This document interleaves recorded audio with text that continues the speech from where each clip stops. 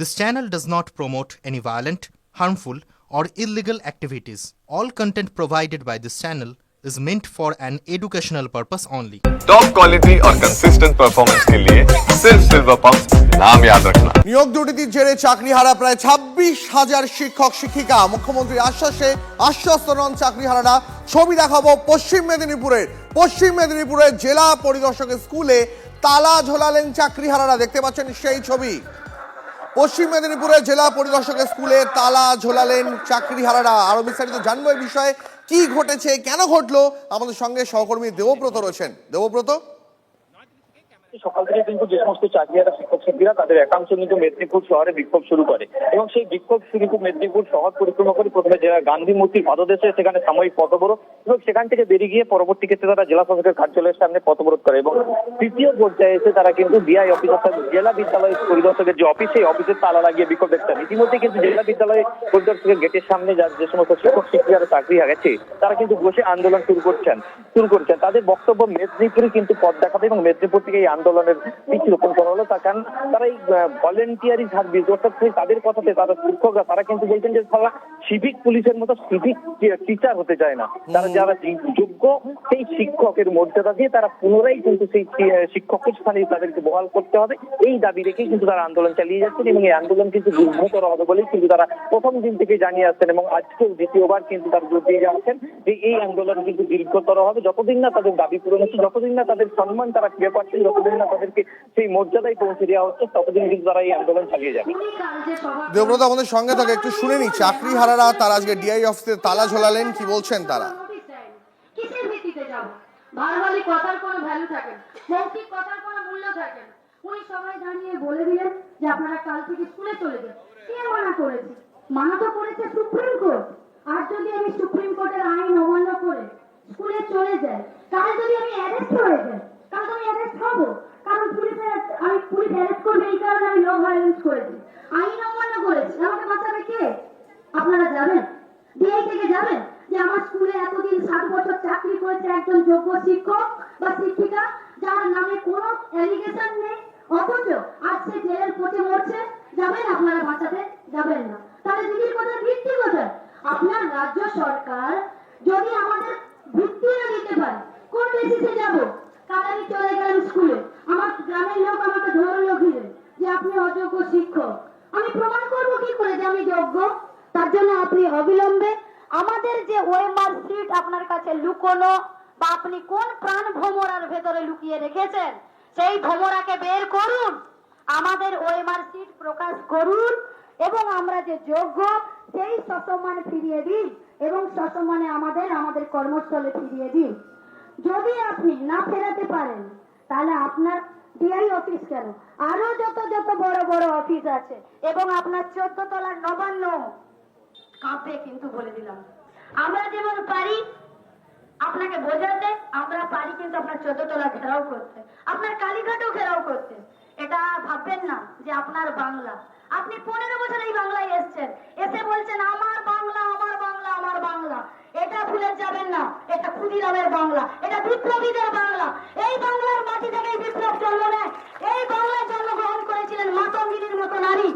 আর সেই বাংলাকে যদি আপনি ভাবেন পিছিয়ে দেবেন তাহলে আপনি ভুল ভাবছেন। আমরা কিন্তু সেই মাতঙ্গিনীর আদর্শ ধরে ধরবো।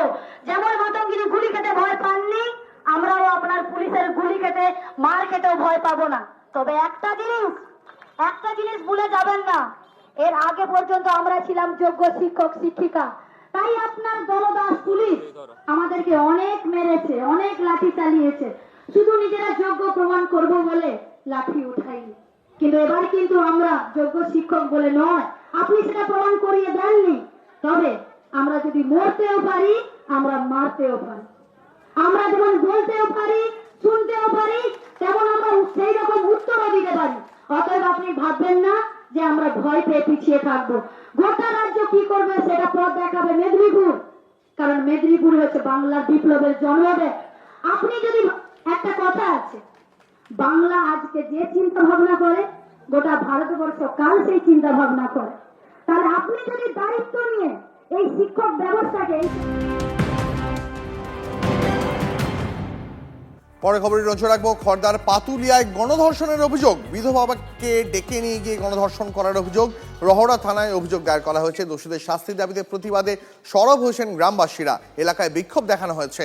গ্রেপ্তার করা হয়েছে 2 জন অভিযুক্তকে, এখনো পলাতক আরো 2 জন। এই মুহূর্তে খড়দা থেকে যে খবর পাওয়া যাচ্ছে, খড়দার পাতুলিয়ায় গণধর্ষণের অভিযোগ, বিধবাকে ডেকে নিয়ে গিয়ে গণধর্ষণ করার অভিযোগ। রহড়া থানায় অভিযোগ দায়ের করা হয়েছে। দোষীদের শাস্তির দাবিতে গ্রামবাসীরা বিক্ষোভ দেখাচ্ছেন এলাকায়। এখনো পর্যন্ত 2 জনকে গ্রেপ্তার করা হয়েছে, পলাতক আরো 2। আমাদের সঙ্গে এই মুহূর্তে প্রতিনিধি অনন্ত চট্টোপাধ্যায় রয়েছেন। আমি সরাসরি অনন্তর কাছে জানতে চাইবো, অনন্ত, পুলিশ এখনো পর্যন্ত এই ঘটনায় যারা পলাতক তাদের খুঁজতে কি পদক্ষেপ করেছে? দেখো, 2 জনকে গ্রেপ্তার করেছে, আরো 2 জনকে গ্রেপ্তার করতে পারেনি, যার নাম আলতান এবং আরেকজনের নাম আকবর। এই 2 জনই তারা হুমকি দিয়ে যাচ্ছে যে নির্যাতিতা তাকে অভিযোগ তোলার জন্য। দেখো, এই ঘটনায় কিন্তু যথেষ্ট এলাকায় সাড়া পড়েছে এবং এলাকায় মানুষ আতঙ্কিত যে এরকম ভাবে এক মহিলাকে এইভাবে তাকে ডেকে নিয়ে গিয়ে, বাড়ির থেকে ডেকে নিয়ে গিয়ে রীতিমতো তাকে তুলে নিয়ে গিয়ে এইভাবে ধর্ষণ। 4 যুবক, তার মধ্যে 2 জন তৃণমূল কর্মী বলে অভিযোগ আসছে এবং পুলিশ এই ঘটনায় 2 জনকে গ্রেপ্তার করলেও বাকি আলতান এবং আকবর এই 2 জনকে এখনো পর্যন্ত ধরতে পারেনি, তারা অধরা। এবং এই নির্যাতিতার দিন তারা নিরাপত্তাহীনতায় ভুগছে। যেহেতু এই 2 জন এখনো ধরা পড়েনি, তাদের খোঁজেও পুলিশ তল্লাশি চালাচ্ছে, রহড়া থানার পুলিশ। তবে এই ঘটনা কিন্তু যে এই এলাকায় অর্থাৎ ডাঙ্গাডিগলা, খড়দা ডাঙ্গাডিগলা এলাকায় এরকম ঘটনা খোদ মন্ত্রীর এলাকার ঘটনা, অর্থাৎ শোভনদেব চট্টোপাধ্যায় এলাকার ঘটনা, সেই ঘটনা তার এলাকায় যথেষ্টই কিন্তু প্রভাব পড়েছে। এবং কেন এই যুবকরা তাকে নিয়ে তুলে নিয়ে গেল এবং এই মহিলার পরিবারও যথেষ্ট আতঙ্কিত, ভয়তে ক্যামেরার সামনে আসতে পারছিল না। অনেক ধন্যবাদ তোমাকে। রাত্রেবেলা আমি এখানে আমাকে একজন এক বস্তা সিমেন্ট দিতে চেয়েছিল। আমি সেই সিমেন্টটা আনতে যাচ্ছিলাম ওদের পাশের বাড়িতে। ওখানে গিয়ে আনতে গিয়ে ওখানে ওরা 4 জন মিলে আসে, এসে আমাকে চারপাশ দিয়ে ঘিরে ধরে। তো আমার সঙ্গে যে ছিল তাকে অনেক মারধর করে ওকে তাড়িয়ে দেয়। ওরা পার্টির লোকের সঙ্গে রয়েছে। আমি কালকে পার্টির লোকের কাছে গেছি, টিএমসি পার্টির লোকের সাথে রয়েছে। আমি কালকে একজনের নাম আকবর, একজনের নাম জাবেদ, একজনের নাম আলামিন, একজনের নাম ছোট্টু। আমি চাই কি আমি ন্যায্য বিচার যেন পাই। তৃণমূল কংগ্রেস যারা করে তারা এই ধরনের ঘটনা ঘটায় না। তৃণমূলের ছত্রছায়ায় যদি কিছু কেউ থেকে থাকে সমাজ বিরোধীরা, তারা এই ধরনের ঘটনা ঘটিয়েছে, তাদের সঙ্গে তৃণমূলের কোনো যোগাযোগ নেই এবং থাকতে পারে না। আমার এলাকায় বা পাতুলিয়া পঞ্চায়েত এলাকায় যদি এই ধরনের কোনো ঘটনা ঘটে থাকে বা ঘটে, তাহলে তাদের কাছে সম্পূর্ণ সহযোগিতা এবং আমার যা যা করণীয় আছে সেটা আমার তরফ থেকে যতটুকু পারবো আমি চেষ্টা করব তাদের পাশে দাঁড়িয়ে করার। মেদিনীপুরে ডিআই অফিসের সামনে প্রবল বিক্ষোভ শুরু হয়ে গেছে এই মুহূর্তে। সেই ছবি দেখাচ্ছি আপনাদের। চাকরিহারারা তারা মুখ্যমন্ত্রীর যে আশ্বাস, সেই আশ্বাসে সন্তুষ্ট নন। তারা আজকে পশ্চিম মেদিনীপুরে ডিআই এর অফিসে তালা ঝোলান এবং এখন সেখানে টায়ার জ্বালিয়ে বিক্ষোভ দেখানো হচ্ছে। চাকরিহারারা তারা অফিসে তালা ঝুলিয়ে দিয়েছেন এবং তারা এই মুহূর্তে বিক্ষোভ দেখাচ্ছেন। তাদের বক্তব্য, কেন স্কুলে যাব? যদি স্কুলে গেলে পুলিশ আমাকে ধরে, সুপ্রিম কোর্টের নিয়ম লঙ্ঘন করি আমি, তাহলে কে আমাকে বাঁচাবে? এই প্রশ্ন তুলছেন চাকরিহারারা। আমাদের সঙ্গে এই মুহূর্তে দেবব্রত রয়েছেন প্রতিনিধি। দেবব্রত, এখন ঠিক কি চলছে? দেখো, প্রথমে আমার সহকর্মীকে যেটা দেখাচ্ছে সেই ছবিটা হচ্ছে একদম ডিএ অফিসের গেটের সামনে কিন্তু টায়ার জ্বালিয়ে বিক্ষোভ দেখাচ্ছে এবং একদল শিক্ষক শিক্ষিকা তারা কিন্তু গেটের সামনে বসে রয়েছে, গেটের ভেতরে তালা দেওয়া রয়েছে। আর এই ছবিটাই কিন্তু বলে দিচ্ছে যে যোগ্য শিক্ষক শিক্ষিকারা যাদের চাকরি গেছে তাদের কিন্তু বারবার তারা হুঁশিয়ারি দিচ্ছেন যে তাদেরকে যেমন রাস্তায় নামতে হয়েছে, তাহলে দুর্নীতিগ্রস্ত মন্ত্রিসভাকে কিভাবে রাস্তায় নামাতে হয় তারা কিন্তু সেটা জানে। আর সেই হুঁশিয়ারি তারা কিন্তু বারবার দিচ্ছে এবং পরিষ্কারভাবে তারা জানিয়ে দিচ্ছে যে আগামী দিনে যদি এই সমস্যার সমাধান না হয়, তারা যদি যোগ্য শিক্ষক হয়ে তারা যদি তাদের নিজেদের জায়গায় ফিরে যেতে না পারে, তাহলে কিন্তু আগামী দিনে সেই আন্দোলনটা কিন্তু আরো গুরুতর হবে বলে। দেবব্রত, যে চাকরিহারা খানিকক্ষণ আগেই বক্তব্য পেশ করছিলেন তার সঙ্গে যদি একবার কথা বলা যায়। একদমই আমি চেষ্টা করবো, আমি এক্ষুনি কথা বলার চেষ্টা করবো, আমি কথা বলার চেষ্টা করবো একবার এই দিদির সাথে। আপনি এক্ষুনি বক্তব্য দিচ্ছিলেন, বারবার হুঁশিয়ারি দিচ্ছিলেন, কি বলবেন? আচ্ছা, তিনি এক্ষুনি জাস্ট একটু কথা বলছিলেন, তারপরে তিনি আবার বলবেন। দেখুন, আমরা আন্দোলন করতে তো চাই না। আমরা কেন আন্দোলন করতে চাইবো? আমরা চাইছি আমাদেরকে যোগ্য হিসেবে, আমরা তো যোগ্য অলরেডি। দিদি সেগ্রিগেশন করুক, যে ওএমআর কপি ডেস্ট্রয় করে দিয়েছেন দিদি, যেটা সিবিআই ওএমআর পেশ করেছে, সেই ওএমআরটা অনলাইন করুক, সবাই দেখুক আমরা যোগ্য কি অযোগ্য এবং আমাদেরকে সেই বেসিসে আমাদের কর্মস্থল এইভাবে আপনাদেরকে রাস্তায় নামতে হলো, আগামী দিন কি হবে?